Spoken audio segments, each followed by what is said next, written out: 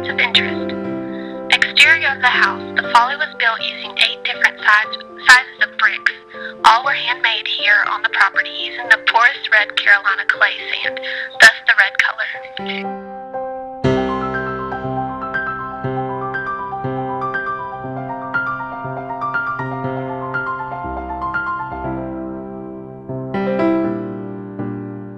Witch's Corner. The chimney on the front porch with the words Witch's Corner actually comes from an old European tradition. You would ask your guests to leave a gold coin in the witch's pot as they entered the house. The coin would attract the attention of evil spirits and witches, and while they were occupied, your guests could enter the house, and the evil spirits would remain outside.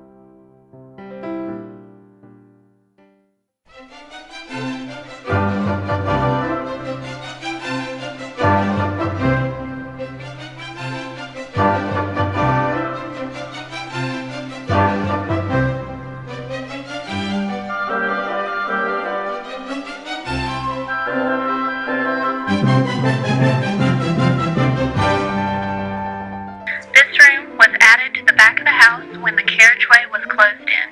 The glass skylight in this room is original and is one of the first in North Carolina. Alice kept many things in this room.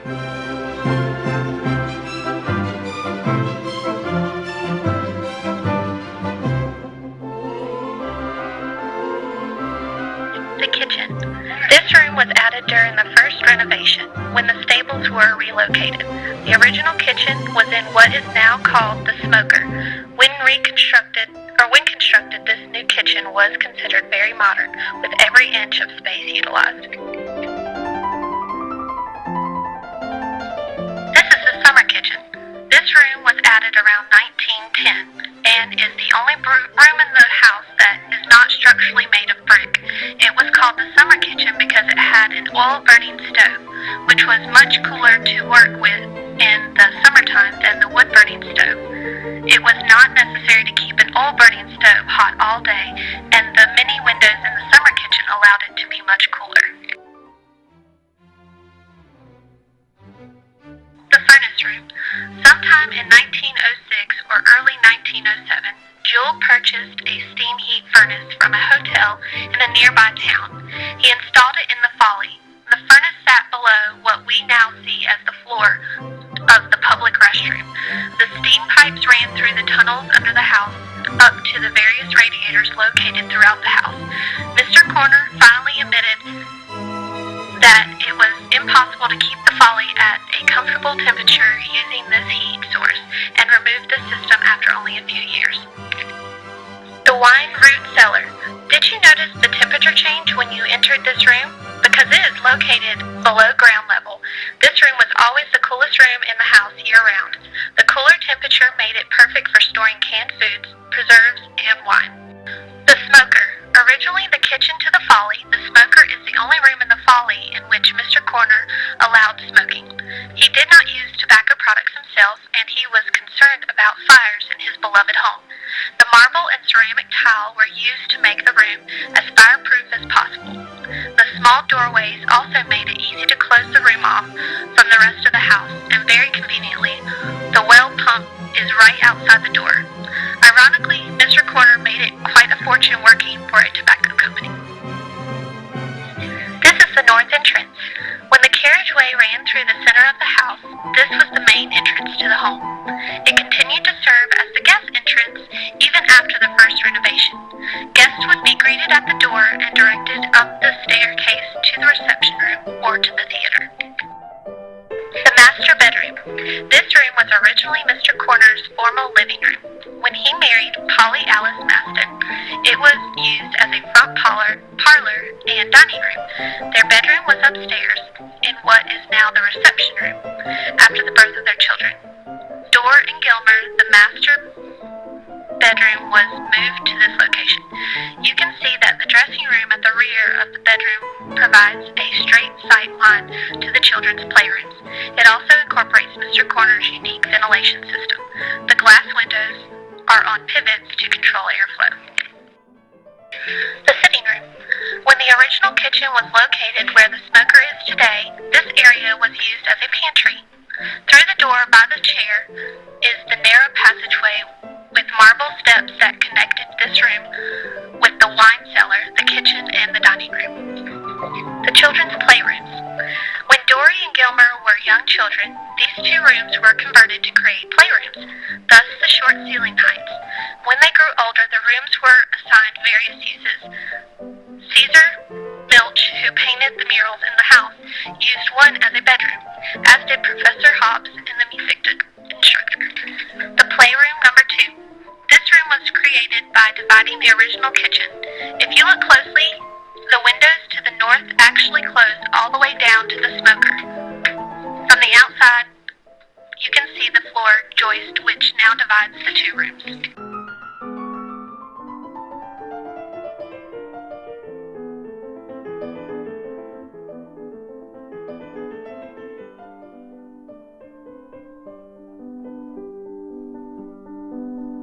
The Rose Room. This room has always been used as a bedroom. However, the color scheme was pea green with ash wood. Later, this would become Dory's bedroom. For her, it was painted a peachy pink color. The velvet draped swags at the windows are original. The reception room. Originally, this entire room was Jules' studio. After his marriage, the room was divided by a large screen. The east end remained as a studio and living room area, and the west end became the master bedroom. Both of the children were born in this room. The Blue Room. This room was Jules' bedroom when he lived here as a bachelor. Originally, it was lilac-colored with light walnut paneling, and the wall panels were beige brocade silk damask.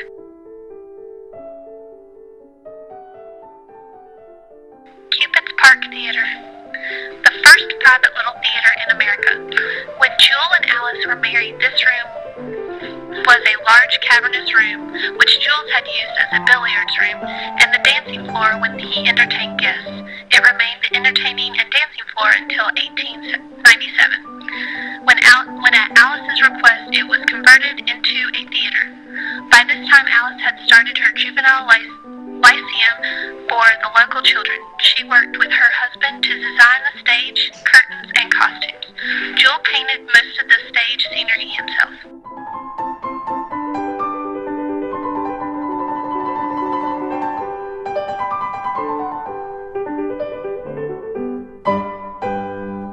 This is the long room. When the Folly was first built, this room was the upper hayloft to the stables 2 floors below. If you look under the window, the cutout in the floor is still visible for the trap door that was used to drop bales of hay down.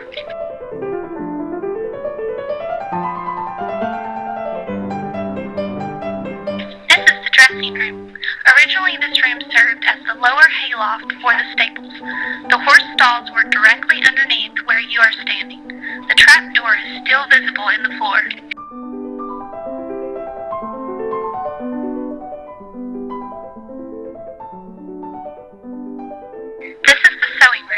You are standing in the second room, which combined with the library formed the original stable. This area was used as the tack room. This is the library. This room was originally part of the stables. There were 7 stalls located in this area. The floor in the stables was gravel and cement with brick drainage system. The carriage house was built on the property diagonally across the street that is now occupied by the Methodist Church playground. The carriage house was later converted to a guest house and eventually into apartments. It was torn down in 1963. The outhouse. As you take Aunt Dealey's path, you will see to the right a building that follows the same roof line as the Folly, even with the triangular window at the point. The porches. The side porches were added to the Folly around 1906. They have the same mosaic tiles found inside the house. Note that the front porch has Korner's Folly laid in the tile.